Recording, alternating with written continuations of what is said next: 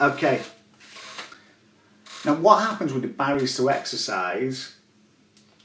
You need to continuously assess these all the time. Like, you might change your job. Now, just changing your job changes the whole dynamics. Everything changes things with your family, it changes things with friends. Now, sometimes when you change your job, your whole exercise and your routine goes out of ploy, and it's like, oh, what am I going to do now? Just take a step back, get used to a job, and then think, right, where can it go? Because there's going to be different travelling time to work, there's going to be different expectations. You might have to suddenly start working from home, you might be on call more. It's all these things that might happen. So when you start a new job, have a look, and you're going to have to embrace change and think, right, well, I might not be able to train at that gym before, I might have to go to a different gym, I might have to do that. So these barriers are always changing, and what we always need to do is be looking ahead and seeing, well, what barriers are going to be. Your kids, as they get older, will change when you can train. Like, when they're younger, it's more of a sleep problem, you feel tired all the time, so you might have to cut your training down. As they get older, they might need you to more of a taxi for him taking them to and from places. So that might dictate how and when you train. It might be they're playing a lot of sports. So keep looking and continue assessing the barriers you might have. Yes, you might get more kids. Might put some of you off for kids by now if you haven't got kids. But begin more kids, it makes more dynamics going in there. So again, keep looking at barriers. If you think, well, I'm going to have more kids, where am I going to fit my training?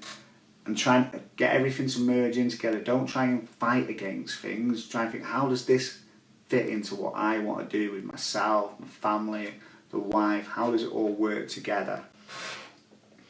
Okay, you might move house. Moving house, honestly, is the biggest barrier to exercise I've ever seen once people start training. It's one of the biggest things that stop people training. There's a lot of stress, there's a lot of moving. Why I always tell people, when you move house, just concentrate on that. Just get into the house, put everything together in that new place that you're moving to, and then get your training sorted. Don't try and kid yourself that you're going to do both. It's too much. There's lots of moving about. You're eating on the go all the time. Just move into that house, except for 4 or 5 weeks, it's going to be a bit manic.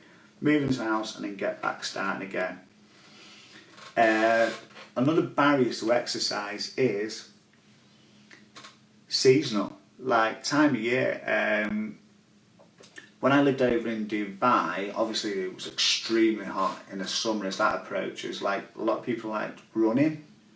But when it got to summer, they were like, Connor, I hate running, I just can't run in that heat. And I'd be like, okay, do something different. Like, what? But I love running. I went, but you don't enjoy running in a treadmill in a gym? I'm like, no. I said, let's just try something different. So don't be frightened when it comes seasonal to change different things. So what she ended up doing, she started swimming in the summer. She's like, yeah, I love it. So swim in the summer, she runs in the winter. And that's what it's about, finding the seasonal change can be barriers as well, like the late nights might stop you running. Some people might prefer to run more in the winter because it's late nights and no one can see what you're doing.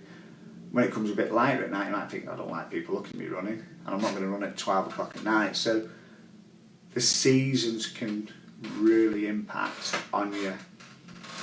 Okay, cool. So yeah, we spoke about lots of different barriers and hopefully giving you a few solutions, and hopefully taking different eyes off, putting different hats off and looking at it a little bit different.